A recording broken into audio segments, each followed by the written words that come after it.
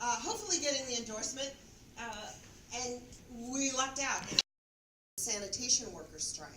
And so our parade, and it's not one, doesn't have marching bands. It's 175,000 of our closest friends marching together on that day. And when I think about it, that was just almost a week ago. But what was really amazing is we had our Dream Week.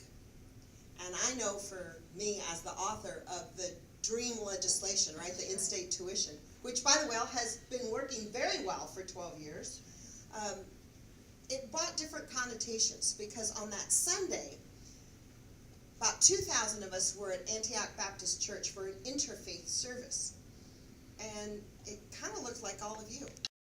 There was young people, there was those of us who were more mature, there were all ages, and there were all ethnicities and races and all faiths.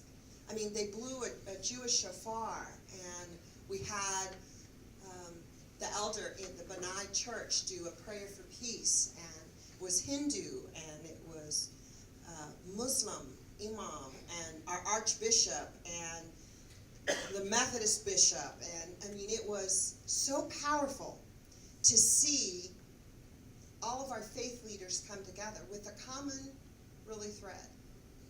And as I thought about maybe what you're doing, you're really answering what Dr. Martin Luther King said. And he said many, many prophetic things, you know, stuff that is on walls and on monuments. But one of the things that always has struck me is he said the most persistent question that still needs to be answered is, what are you doing in service to others?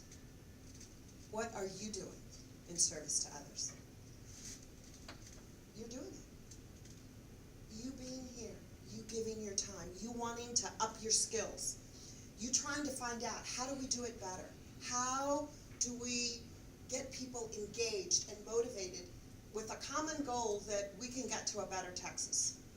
And we can do this by organizing and by that political empowerment, and about how much their vote means to actually participate in something that we call this representative democracy.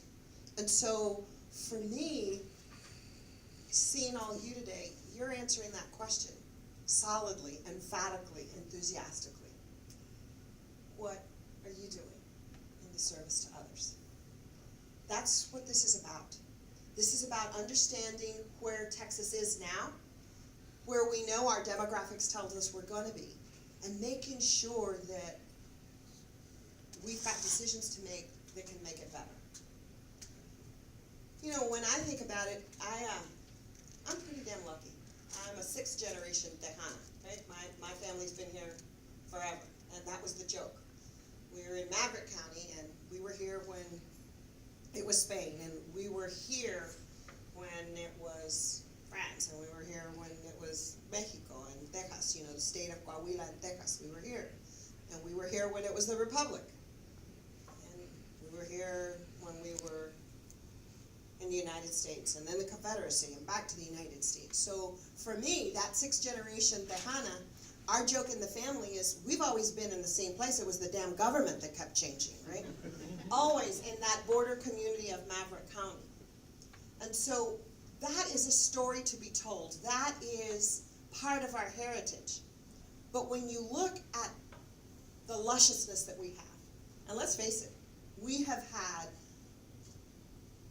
amazing natural resources that Texans generation after generation have captivated and utilized for our economy, whether that was agriculture and ranching, and yes, the oil and gas, and now still continued. We've always captured that, but it is not that or the decisions of our leaders that makes Texas special. It's the people. It's the gente who lives here, who wake up every morning and they put in a hard day's work, and all they want at the end of the day is to lead a life of dignity. All they want at the end of the day is to have some sort of opportunity to say, mis hijos van a ser mejor. My children are going to have it better off than I have it. And that's what makes us uniquely American and unique want for the best. But let's face it, our leadership has kind of abandoned us. They're more worried about the next election than about what's going to happen to our kids. And you get it. And that's why I wanted to come here to say thank you. Because you get it. You understand the power that one person can do. And having the right training, listening on how you could do this better and more efficiently will help all of us capture that Texas that we all know, that our children deserve, and for me, mis nietos, yeah, right? My grandchildren. And so I just want to say thank you for those of us who have been here generation after generation and have felt that this current leadership just doesn't get us, right? I mean, how bad is it when we've got an out-of-touch millionaire saying that teachers are paid fairly in this state? Or that, if we don't find a qualified teacher, well, we got a computer. I know. I went, did he just say that? Seriously? Seriously? Or that they're all spewing that the first thing they want to do is to repeal the DREAM Act, which we passed 12 years ago, right? Where are they? And when particularly those of you from Latino communities who are going to continue to work in those communities, que falta de respeto when they tell us that on the border we live in a war zone. They don't even live anywhere near there. They don't know our familias. They don't know. And nobody speaks up. But for me, the worst one was some sort of a forum or something. They were there, and someone in the audience said, because you know where they stand on immigration, right? They can't say immigration without saying illegal in front of it. And somebody in the audience says, you can watch them. They're crossing the river. They cross the river like ants. And I thought, they didn't even speak up. They just called my grandmother an insect. They just called my grandmother an insect. And maybe your grandmother too. Or your tío. Or maybe even your mother or your father. They just called my family an insect. And nobody spoke out. The most beloved woman in our family, who only dedicated herself to her children and her grandchildren and her iglesia. That's it. And they called her an insect. And so I said, I'm not standing for this. I gotta speak out. I gotta join in. I gotta do it. And for those of you who know, my journey to this decision wasn't easy. We had horrible family losses this year. And I just didn't think my family could go through this. I didn't. After the loss of our infant grandson in May, and my dad, and then one of our beloved employees crossing the street, el tío de mi esposo, who was also his business partner, and then my mother-in-law in September. I just didn't think my family could go through this. I didn't. Because Republicans, they'll tell you that lie about being about family values, but they'll come after your family. And I knew they were going to come after my family and me, and I just didn't think that my family would be strong enough. But I'm wrong. My family está tan fuerte that they have been so supportive, and they said, we have to do this. And so it is with so much pride and so much love and so much excitement that we know that we can do this. And that's why you're answering the question, what have you done in service to others, is so important. Because you're going to help us get and organize and work for those candidates in each of the areas of the state that are going to draw out the type of people who may feel that their voice has not been heard. The people that are ignored. And so I'm so thankful. I know many of you have already made sacrifices. And I can take of one in particular. When I did my announcement, Cristina, you were part of the group that were trying to get, and we made the decision so late, trying to get help from great folks at Battleground Texas. They just kind of took over in the Texas Democratic Party because I had no infrastructure, right? I mean, I've been very lucky to be a state senator de San Antonio and be a legislator for 23 years, but I'd never tried a footprint outside my little comfort zone, right? And so I really called on people like Cristina to help put the logistics, put the stuff together, the announcement very quickly. And just like I returned to the Senate the day I had to bury my dad, because I thought if Wendy could see me, maybe she could get some strength, right? I hadn't planned on going. I thought maybe I'll do that. That's the strength that I saw from Cristina, because you lost your grandmother, and you came, and you did your work, and then you went with your family. So muchísimas gracias to put me and us at the same level as your family. So gracias, because I don't know if you knew that, but she So, our potential is great. I mean, people get scared sometimes when they hear the demographics. You realize that there are 88,000 Latinos that turn 18 every month in the United States? It's not a question of if, it's just a question of when. But sometimes, I know that people in my community don't participate as much in the general election, okay? A lot of our communities, our Latino communities, the decisions are made in the primary, very much in the primary. And they really have not felt connected. And I don't buy this, that they don't care. And I can't stand the image.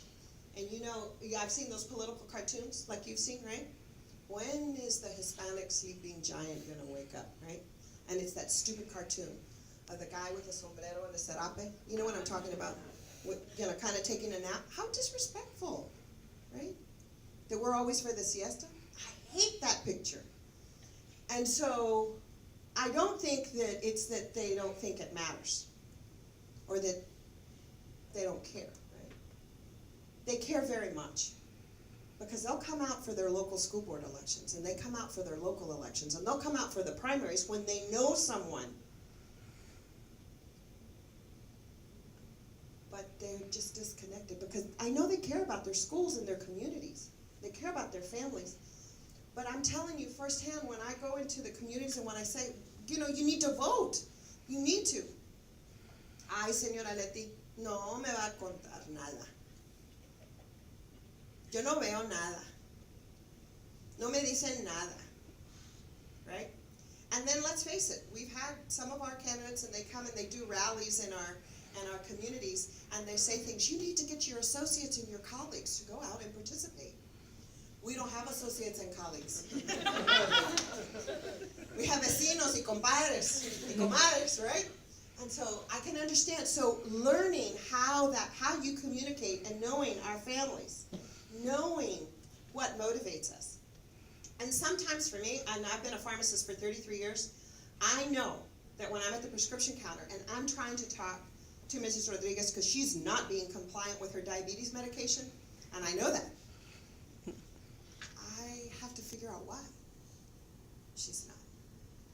And then figure out how to get her to take care of herself. And I know, Latinas, we call it, you know, I'm looking at you right now. And those of you who have Latina mothers, right? I call it the burnt tortilla syndrome. Who eats the burnt tortilla? You know exactly, right? I always wondered why we grow up and always the females love the tortillas tostaditos, right? We love the tortillas tostaditos. You know why? Because we give the ones that are perfect and fluffy and just, oh, they're so wonderful. We give them to our family. We give them to our children. We give them to our husbands, right? We give them to our abuelitos. And we eat that burnt tortilla. Because we've got this great cultural sentiment that nos aguantamos, right? We can withstand everything. Nos aguantamos. And que sea humilde. Right? It's a beautiful part of our culture, to be humble. Right? Our grandparents, our parents have always taught, ay, mijo, que sea humilde. Que sea humilde. Be very humble. Well, in that burnt tortilla syndrome, we are giving to others what's the best, and we leave for ourselves just what's left over. But if you understand that you can motivate somebody, like I finally got it. I finally figured out that I could get Mrs. Rodriguez to be absolutely absolutely compliant with her diabetic regimen because I told her, you know, tu nieta, isn't she going to graduate next May? Yes. I said, I know she's lived with you. She's so proud. I know she's so smart. She's going to college, right? Your nieta? See, and I said, are you going to be able to see her graduate? Si no te cuides. If you don't take care of yourself, are you going to see her graduate? And in our culture, the most important day is the day that, like my grandmother called it, el día del capingón. That's the day of the capping gown, right? My grandmother always said, ay, ¿cuándo va a ser el día del capingón? Because in every Latino household, what's the most important picture? Somebody with that tassel and that cap and the... Look in the newspapers, right? Every time you look in the newspapers, you go, oh, look at all these people. They're dying and they're so young, right? You look at the paper, it's all these high school pictures, right? Oh, they're so young. They're not young. They're in their 60s and 70s. That's the most important picture for our family. That's the most important. That's the level of achievement. El día del capingón. So when I have to motivate my patients, it's about finding what moves them and their love. And their love is for their children and grandchildren. So I know that you're going to learn ways how we translate our message, that it is imperative that they participate, because it's not about them. It's not about us eating that burnt tortilla. Es de los niños y de los nietos. It is about making sure that they understand what's at stake. And they'll do it. Maybe not for themselves, right? But they'll do it. So I'll leave you with one last thing. I know it's hard to step out. It was hard for me to step out. I know it's hard to ask folks, you do this, but do it with love. If you do it with a basis of love and respect, people will understand. And you do it with that love and respect. And then we get over the que sea humilde. I mean, que sea humilde is a beautiful part of our culture. Right? Don't be boastful, be humble. Be humble. But que sea humilde doesn't cut it when there's inequity in school funding and you're trying to fight for that. Que sea humilde does not cut it when you've got active discrimination that is happening in the workplace. Que sea humilde doesn't cut it when your leaders have failed to plan for the future. Que sea humilde does not cut it, so get over it. Get out there. Come with love and respect, but understand that our families mean way too much for us to remain silent and puros humildes. Muchísimas gracias for what you do. I love each and every one of you. Muchísimas gracias for the work that you are going to do for us. Cristina, gracias. And all of you, thank you. My sweethearts who have always. And I want to apologize because tengo a Servando Esparza. And he's supposed to be here, but he's actually working today. So we're going to another thing. So I know that he's going to try. You know how excited he was to try to be in this. He kept telling me, I want to be, right, Danny? He'd go, I want to be in this, I'm going to do this. And I said, absolutely, do it. So, but I'm sorry, he's